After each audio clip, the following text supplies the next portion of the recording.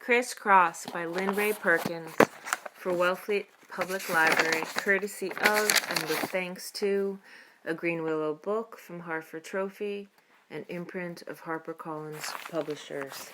Chapter 10, Conversation in the Dark, Brilliant Eskimo Thoughts. P. Do you think things are meant to be? D. What do you mean?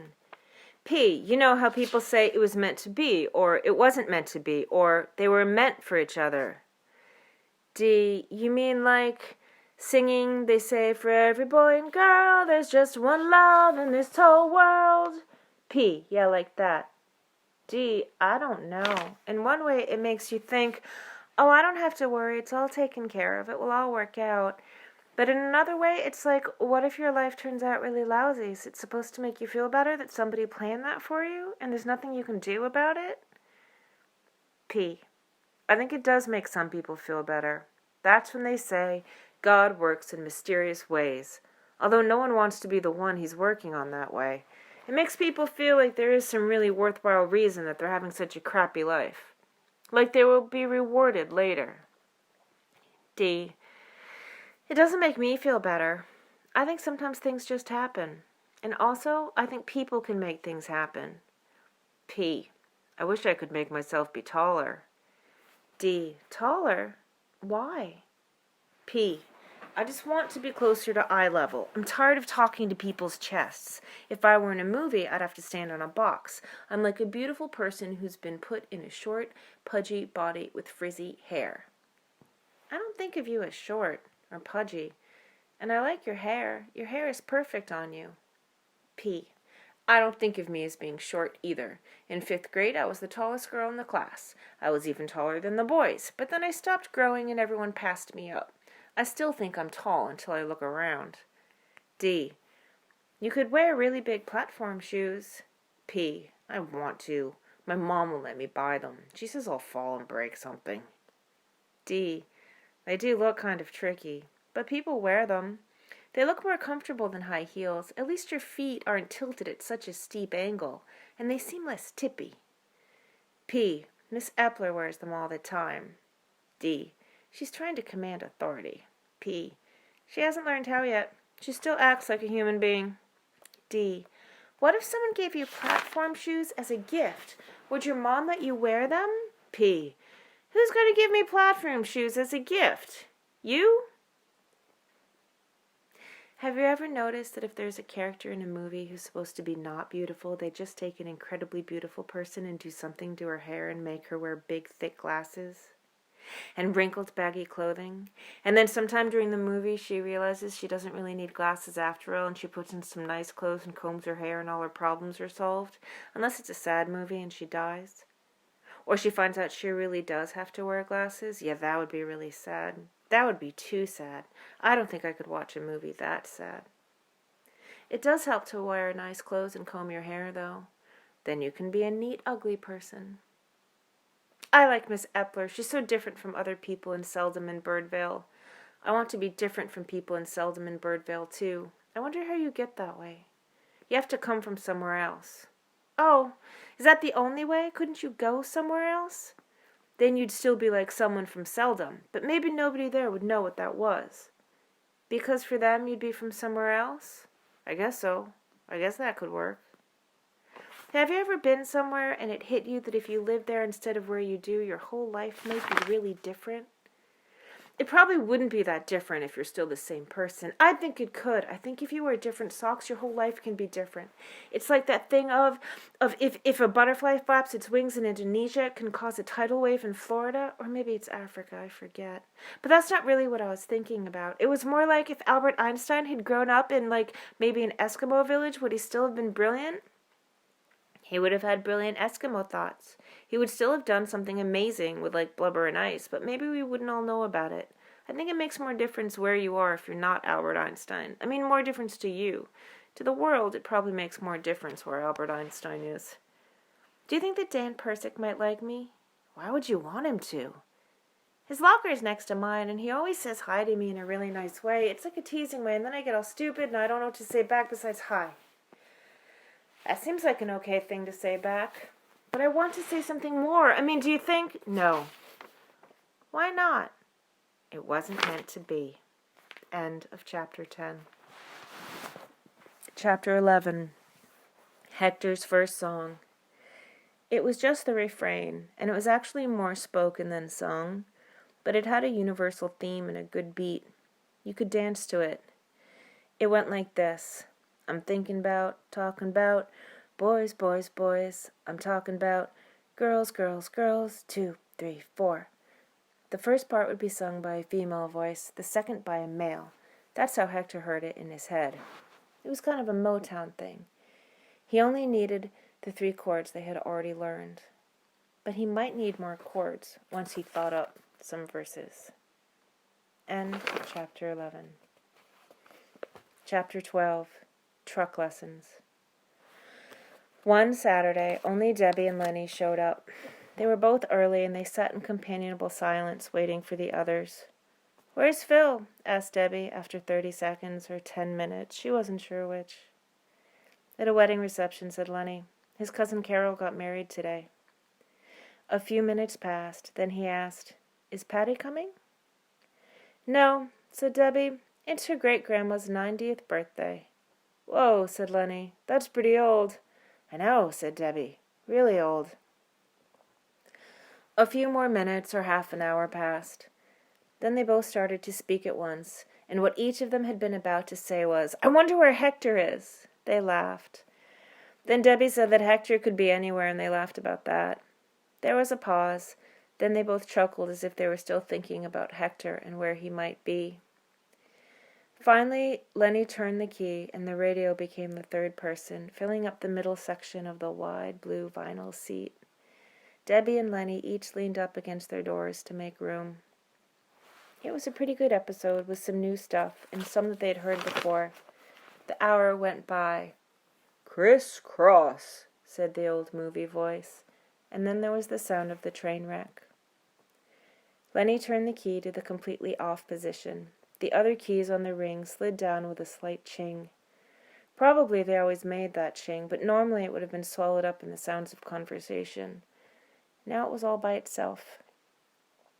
Debbie found herself wishing that one of the others was there, or that some other sound would puncture the quiet before it grew too loud, or too large. The quiet had come out of nowhere. It surprised Lenny, too. Their heads were suddenly empty of the usual easy conversations. Their eyes looked through the windshield into the backyards, touching on all the familiar objects, none of which were doing anything worth commenting on. None of them were doing anything at all. Everything was just sitting there. Some birds began chirping, but it wasn't enough. They were alone. No one at all was around. He was a boy, and she was a girl. Debbie was thinking she might go home and see what was on TV. Then, without exactly knowing why, Lenny did what any red-blooded American boy would do. He asked her if she wanted to learn how to drive the truck. It was an idea that had never been in even the same neighborhood as Debbie's mind. It took her by surprise, so that while her instincts told her the right answer would be no, they couldn't think right away of why not. "Are you kidding?" she said. "What if I wrecked it?" This seemed like a pretty obvious reason why not. "We'll just go back and forth in the driveway," said Lenny. "First and reverse." "I bet I could still wreck it," said Debbie. She was sticking to this while she waited for reinforcement reasons to arrive. "You won't wreck it," said Lenny. "I'll show you how. It's not that hard." He'd been surprised by the idea, too, at first, but it was making a lot of sense to him now. It was something he knew how to do, and it was fun. He didn't know why he hadn't thought of it sooner. "Your dad doesn't want me driving his truck," said Debbie. She was pretty sure about that. "He won't care," said Lenny, "but I'll ask him."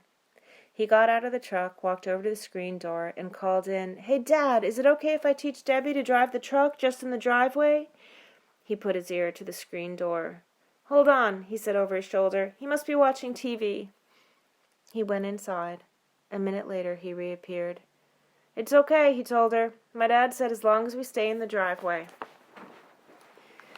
The pickup had a stick shift. That's what was so hard to resist. The Pelber family had always had automatics. A stick shift seemed adventurous and exotic. Europeans and cowboys, well, at least the ones in Marlboro commercials, and race car drivers she thought used stick shifts.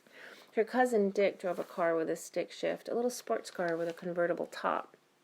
And it might be an emergency life skill a person should have, along with knowing how to be a waitress or how to resuscitate someone who's been dragged out of a river or a lake. Say, for example, you were riding in a car with a stick shift, and the driver had a heart attack in the middle of nowhere. It would be irresponsible not to know how to drive to a hospital, especially when someone had offered you the chance to learn. Maybe she should do it. Learn to use the stick shift. If she didn't, she might be sorry someday when a situation like that came up. "Are you sure your dad said it was okay?" she asked. "Oh yeah," said Lenny. "He said it was a good idea." This wasn't exactly a fib, he thought. It was more like a loose interpretation of something his dad often said while driving, which was, if God hadn't meant people to fly, he wouldn't have invented Chevys. He glanced at the clock on the dashboard. "We have to do it now, though, because he said he needs the truck in about an hour." So he taught her to drive the truck. Not everything, just first gear and reverse. If she were in the emergency situation with a heart attack-stricken driver now, she could take him slowly, very slowly, forward or backward, to the hospital. With any luck, it wouldn't be very far away, and she could get there by going in a straight line. The picture in her mind was of a desert scenario, with no large objects between her and her destination. Lenny was a good teacher. First he sat in the driver's seat, showing her how it was done, the clutch pedal and the gas pedal going up and down like opposite ends of a seesaw. He was good at explaining it. He understood how things worked, and he made it seem simple, so that when Debbie slid across the seat and behind the wheel, the truck didn't seem any more mysterious than her mother's sewing machine, which was also operated with a pedal. A large sewing machine moving back and forth in the gravel driveway. Lenny had demonstrated what would happen if she gave it too much gas or not enough or let the clutch out too quickly, so Debbie was prepared and didn't panic. She just tried again, and after a while she started to get it. She was driving a truck with a stick shift. She loved it. She loved the knob with a diagram on it and the molded rubber thing that covered up whatever was really happening at the bottom of the stick, something that you couldn't see, you just had to picture it in your mind. She loved balancing the movements of the two pedals up and down, just so. Lenny kept his hand on the steering wheel just in case. This was probably a good thing because Debbie was feeling the urge to turn it and to go a little faster. She looked over at Lenny. She was lit up from inside. Her mouth was only in a half smile, but the whole rest of her face looked like it was laughing. Lenny had seen her look that way before. She had looked that way most of their childhood, digging up dirt or playing kickball or tearing around on the bikes. But he hadn't seen her look that way lately. "This is great," she said. "I want to go somewhere." Lenny's face was smiling too. For a minute they were both 10 years old. Time travel in real life. Lenny's 14-year-old self, who was keeping an eye on the dashboard, said, "We can do that next time. My dad needs to use the truck in a couple of minutes." He didn't know how that next time bit could happen, but he wanted to say it, so he did. A fact, a feather of knowledge, had been floating around the outside of Debbie's mind, searching for a place to enter, for an opening in the light but unbroken cloud cover that had surrounded it a little while ago. As the clouds began to break up and drift apart, it found a current of air and drifted in. She was glad she'd kept it out for a while. "You know," she said, "I was just thinking. I know your dad said it was okay and all we did was go back and forth in the driveway, but I think my mother—" "I won't say anything," said Lenny. "Do you think your dad might mention it to her?" "I can tell him not to if you want," said Lenny. Not strictly a fib. He didn't say he would. "Okay," said Debbie, "thanks. You know my mom." She wasn't her 10-year-old self now, but traces of that self lingered behind. Little flecks of joy visible somehow on her eyebrow and her chin. "Well," she said, "I better go. See you." "See you later," said Lenny, and he watched her go, then slid back over behind the steering wheel, where the seat was still warm. He flipped the key in the ignition again and moved the radio dial back and forth. He listened to a couple of songs without really paying attention. In the rearview mirror, He saw his parents' car pull up the driveway behind him. The tires grumbled over the gravel. The car doors clinked open and thunked shut. Their voices, in the middle of some conversation, grew louder as they approached, then stopped. "Were you just sitting in there by yourself the whole time we were gone?" asked his dad. "Nope," said Lenny. "Denny came over for a while to listen to the show." "Oh, good," said his dad. "That's nice. Don't sit out here all night, all right? You'll run down my battery." "I won't," said Lenny. And his parents went inside. He turned the radio off and sat there for a little while longer, watching the backyard dissolve into darkness. And then he went inside too. End of Chapter 12 of Criss by Lynn Ray Perkins.